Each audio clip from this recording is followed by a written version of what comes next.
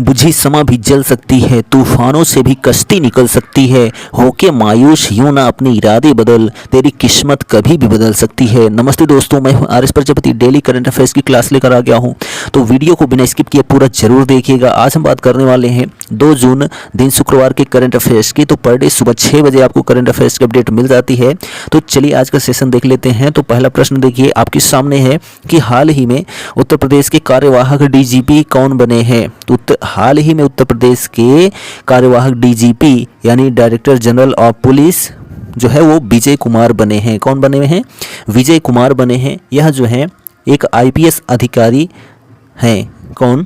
विजय कुमार जो है एक आईपीएस अधिकारी हैं, वो भी 1988 बैच के जो है आईपीएस अधिकारी हैं। इनको जो है हाल ही में उत्तर प्रदेश के कार्यवाहक डीजीपी के रूप में चुना गया है। और इसके पूर्व में जो है उत्तर प्रदेश के जो डीजीपी थे वो राजकुमार विश्वकर्मा थे। कौन थे? राजकुमार विश्वकर्मा थे। ठीक, तो ये पॉइंट आप याद रखेंगे। चलिए बात करते हैं नेक्स्ट क्वेश्चन की। सेकंड नंबर देखिए कि हाल ही में हिमाचल प्रदेश हाई कोर्ट के नए न्यायाधीश कौन बने हैं। तो हाल ही में हिमाचल प्रदेश हाई कोर्ट के नए न्यायाधीश जो हैं वो जस्टिस एम.एस. रामचंद्र राव बने हैं। कौन बने हैं? Justice MS. रामचंद्र राव जो हैं वो हिमाचल प्रदेश हाई कोर्ट के नए न्यायाधीश बने हैं अभी वर्तमान में। ठीक है, और हिमाचल प्रदेश हाई कोर्ट की स्थापना जो है 1971 में हुई थी। कब हुई थी? 1971 में हुई थी। और यह जो है जितने भी न्यायाधीश होते हैं उनकी अधिकतम आयु क्या होती है? तो 62 वर्ष होती है। ठीक है, और जो मुख्यमंत्री हैं हिमाचल प्रदेश के वो सुखविंदर सिंह हैं और राज्यपाल जो हैं राजेंद्र विश्वनाथ अर्लेकर हैं। कहाँ के? हिमाचल प्रदेश के। और हिमाचल प्रदेश हाई कोर्ट में कुल जो है 9 जज हैं। कितने? 9 जज जो हैं कार्यरत हैं अभी वर्तमान में। कहाँ पर? हिमाचल प्रदेश में। ठीक, नेक्स्ट क्वेश्चन देखिए थर्ड नंबर कि एनटीआर ए पॉलिटिकल बायोग्राफी नामक पुस्तक हाल ही में किसने लिखी है। तो एनटीआर ए पॉलिटिकल बायोग्राफी नामक पुस्तक हाल ही में रामचंद्र मूर्ति कोंडुभाटला ने लिखा है। किसने? रामचंद्र मूर्ति कोंडुभाटला ने जो है एनटीआर अ पॉलिटिकल बायोग्राफी पुस्तक लिखी है। ठीक, नेक्स्ट क्वेश्चन देखिए फोर्थ नंबर, हाल ही में किस बैंक ने नया लोगो लॉन्च करने की घोषणा की है। तो हाल ही में जो है यस बैंक ने अपना नया लोगो लॉन्च करने की घोषणा की है। किसने? यस बैंक ने। ठीक है, तो यस बैंक की स्थापना सन 2004 में हुई थी। कब हुई थी? सन 2004 में जो है राणा कपूर और अशोक कपूर के द्वारा जो है यस बैंक की स्थापना हुई थी। और जो मुख्यालय है वो मुंबई में है। और इसके जो सीईओ हैं वर्तमान में प्रशांत कुमार हैं। कौन है? प्रशांत कुमार जो है यस बैंक के सीईओ हैं वर्तमान में। ठीक, चलिए आगे बात करते हैं यहाँ पर।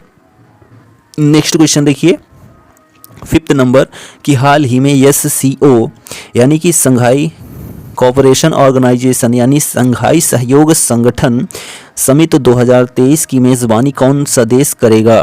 तो हाल ही में एससीओ समिट 2023 की मेज़बानी जो है वो भारत देश करेगा। कौन करेगा? भारत देश करेगा। कब करेगा? तो 4 जुलाई को करेगा। और यह जो है 22वां संस्करण होगा। कौन सा होगा? 22वां होगा। क्यों? क्योंकि 2001 में जो है स्थापना हुई थी किसकी? एससीओ की। बीजिंग में जो है इसका मुख्यालय है। और इसमें जो है 8 सदस्य देश हैं। कितने? 8 सदस्य देश हैं। ठीक, तो ये सारे फैक्ट आप याद रखेंगे। चलिए बात करते हैं यहाँ पर नेक्स्ट क्वेश्चन की। तो देखिए यहाँ पर 6 नंबर कि अंतर्राष्ट्रीय नागरिक उड्डयन संगठन में भारत के प्रतिनिधि हाल ही में कौन बने हैं। तो अंतर्राष्ट्रीय नागरिक उड्डयन संगठन में भारत के प्रतिनिधि जो हैं वो अंगुशमाली रस्तोगी बने हैं। कौन बने हैं? अंगुशमाली रस्तोगी जो हैं वो अंतर्राष्ट्रीय नागरिक उड्डयन संगठन में भारत के प्रतिनिधि बने हैं। ठीक है, तो ये पॉइंट भी याद रखेंगे। और यह जो है ICAO, ठीक है, अंतर्राष्ट्रीय नागरिक उड्डयन संगठन यानी कि इंटरनेशनल सिविल एविएशन ऑर्गेनाइजेशन, जिसकी स्थापना 7 दिसंबर 1944 को हुई थी।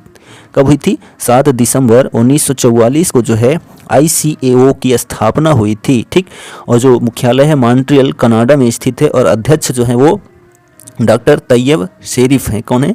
डॉक्टर तैयब शेरिफ जो हैं अध्यक्ष हैं किसके? ICAO यानी अंतर्राष्ट्रीय नागरिक उड्डयन संगठन के। ठीक है, और वर्तमान में जो है भारत के उड्डयन मंत्री जो है वो ज्योतिरादित्य सिंधिया हैं। कौन है?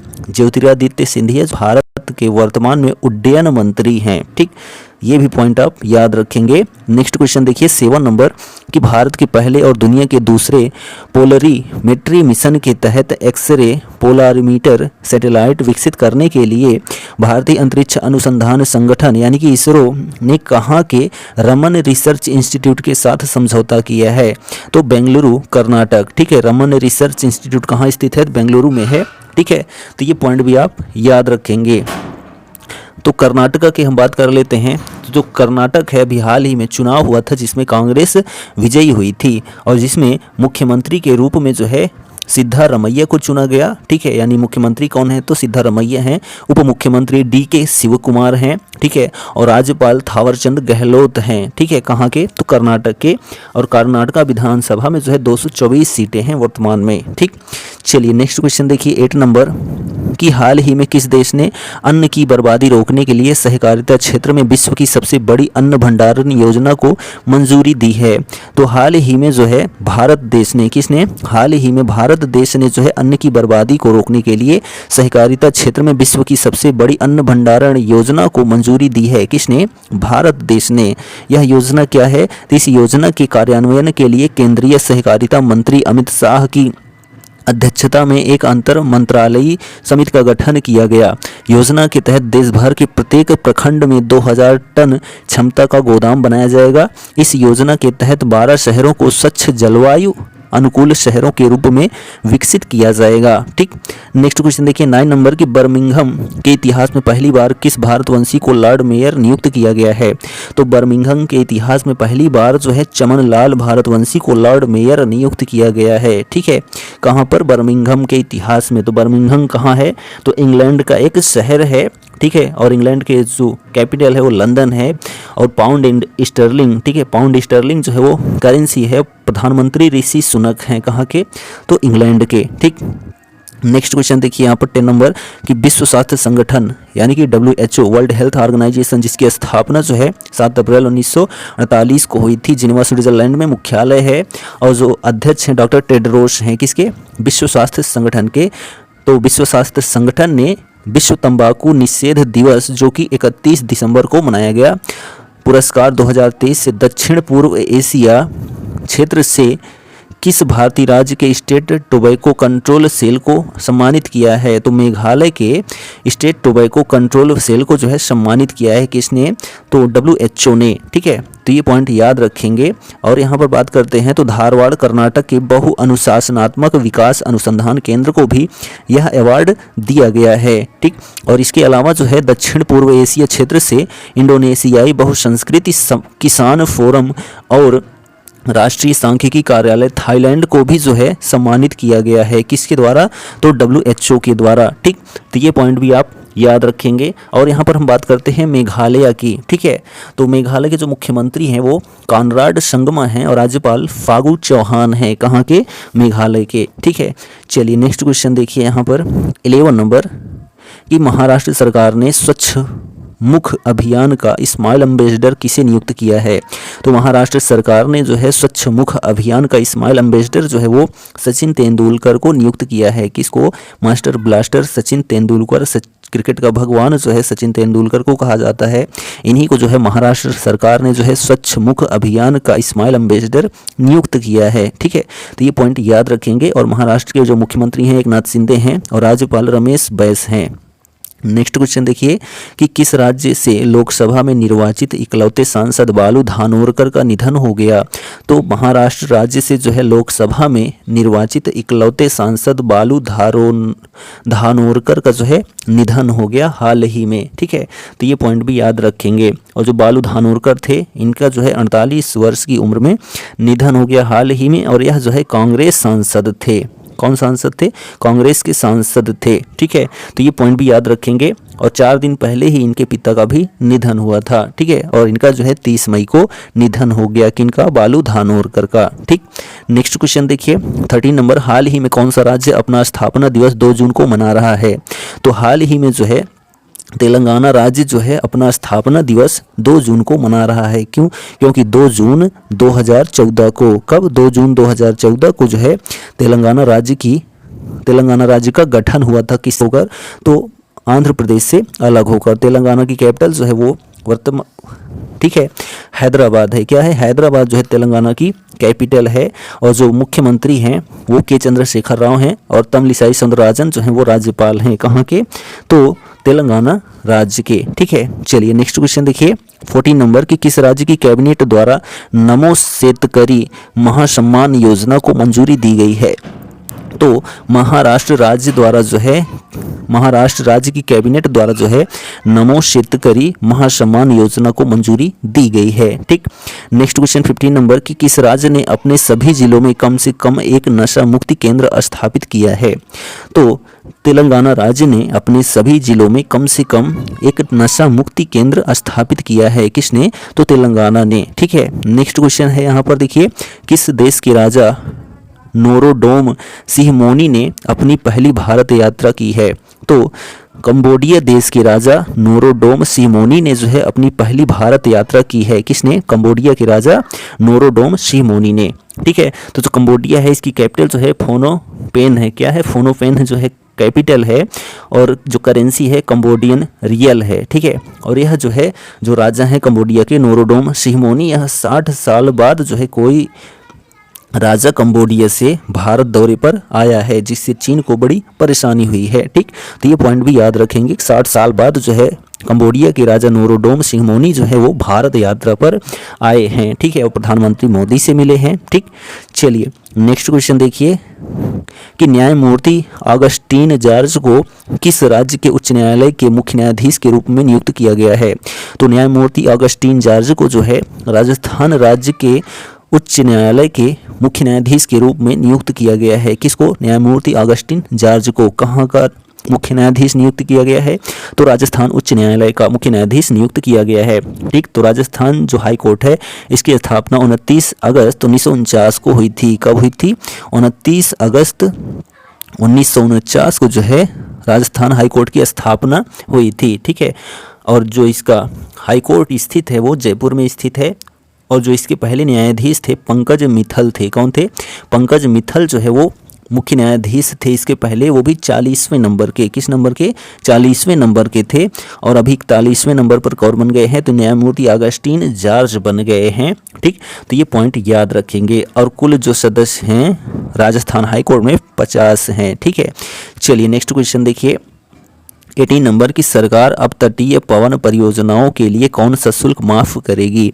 तो सरकार जो है अब तटीय पवन परियोजनाओं के लिए ISTS शुल्क माफ करेगी। कौन सा शुल्क? ISTS शुल्क माफ करेगी। कौन? तो सरकार। ठीक है, तो ISTS शुल्क क्या है? तो सरकार ने ऑफ शोर विंड प्रोजेक्ट्स, ग्रीन हाइड्रोजन और ग्रीन अमोनिया के लिए इंटर स्टेट ट्रांसमिशन चार्ज यानी ISTS माफ़ कर दिया है। ठीक है, और इसमें बात करते हैं तो इसका उद्देश्य अब तटीय पवन ऊर्जा को बढ़ावा देना, हरित हाइड्रोजन और हरित अमोनिया परियोजनाओं का विस्तार करना और ऊर्जा भंडारण प्रणाली परियोजनाओं से नवीकरणीय ऊर्जा को प्रोत्साहित करना है। ठीक है, और यह छूट जो है 31 दिसंबर 2032 तक 25 वर्षों के लिए शुरू की गई अब तटीय पवन परियोजनाओं पर लागू होती है। ठीक, तो ये सारे पॉइंट आप याद रखेंगे। 19 नंबर क्वेश्चन देखिए कि हाल ही में किस देश का सैन्य जासूसी उपग्रह प्रक्षेपण विफल रहा है? तो हाल ही में जो है उत्तर कोरिया देश का जो है सैन्य जासूसी उपग्रह प्रक्षेपण विफल रहा है। कहाँ का? उत्तर कोरिया का। ठीक है, तो उत्तर कोरिया रॉकेट के दूसरे चरण में खराबी आने के बाद उत्तर कोरिया का अपना पहला सैन्य जासूसी उपग्रह लॉन्च करने का प्रयास जो है वो विफल रहा है। तो हम बात करते हैं उत्तर कोरिया की। तो उत्तर कोरिया की जो कैपिटल है प्योंगयांग है। क्या है? प्योंगयांग जो है वो कैपिटल है और वान जो है वो, ठीक है, उत्तर कोरियाई वान जो है वो करेंसी है। ठीक है, और जो लीडर हैं यानी कि शासक हैं उत्तर कोरिया के किम जोंग उन हैं। कौन है? किम जोंग उन जो हैं वो शासक हैं। कहाँ के? उत्तर कोरिया के। और दक्षिण कोरिया के जो है हान डक सू हैं शासक या राष्ट्रपति। ठीक है, तो ये सारे पॉइंट आप याद रखेंगे। हम बात करते हैं यहाँ पर next question and last question की। तो ध्यान दीजिए OTT पर तंबाकू विरोधी चेतावनियों को विनियमित करने में कौन सा देश विश्व स्तर पर जो है अग्रणी रहा है? तो भारत। ठीक है, भारत देश जो है OTT पर तंबाकू विरोधी चेतावनियों को विनियमित करने में भारत देश जो है अग्रणी रहा है विश्व में। ठीक है, यानी कि टीवी पर या फिर किसी भी सूचना प्रसारण पर जो है, ठीक है, या किसी भी चैनल के माध्यम से जो है तंबाकू विरोधी जो हैं चेतावनियां दी जाती रहती हैं, ठीक है। कहाँ पर? तो भारत देश में OTT यानी कि ओवर द टैग, ठीक है, ओवर द टॉप जो है फुल फॉर्म होता है किसका? OTT का। ओवर द टॉप जो है फुल फॉर्म है over the top media service, ठीक है, यानी कि मीडिया के माध्यम से जो है सर्विस प्रोवाइड की जाती है OTT की, जिसमें जो है विज्ञापन जारी किया जाता है किसके लिए? तो तंबाकू विरोधी चेतावनियों के लिए। और यह जो है OTT इसकी शुरुआत जो है 2008 में भारत में हुई थी। कब हुई थी? 2008 में जो है भारत में हुई थी। किसके द्वारा शुरू किया गया था? तो रिलायंस इंटरटेनमेंट के द्वारा जो है शुरू किया गया था। किसको? OTT को, ठीक है। तो चेतावनियां तो बहुत दी जाती हैं, लेकिन सबसे अधिक प्रयोग भी कहाँ किया जाता है? तो भारत देश में ही किया जाता है। किसका? तंबाकू का, ठीक है। पता है कौन सा रोग होगा तब भी, ठीक है। यह जो है हमारा 2 जून का करंट अफेयर्स कंप्लीट होता है। वीडियो कैसा लगा कमेंट करके जरूर बताइए, और चैनल पर पहली बार आए हैं तो चैनल को सब्सक्राइब करना ना भूलें। डेली की तरह आज भी हम आपसे कहेंगे कर दिखाओ कुछ ऐसा कि दुनिया करना चाहे आपकी जैसा। Thank you, goodbye, take care.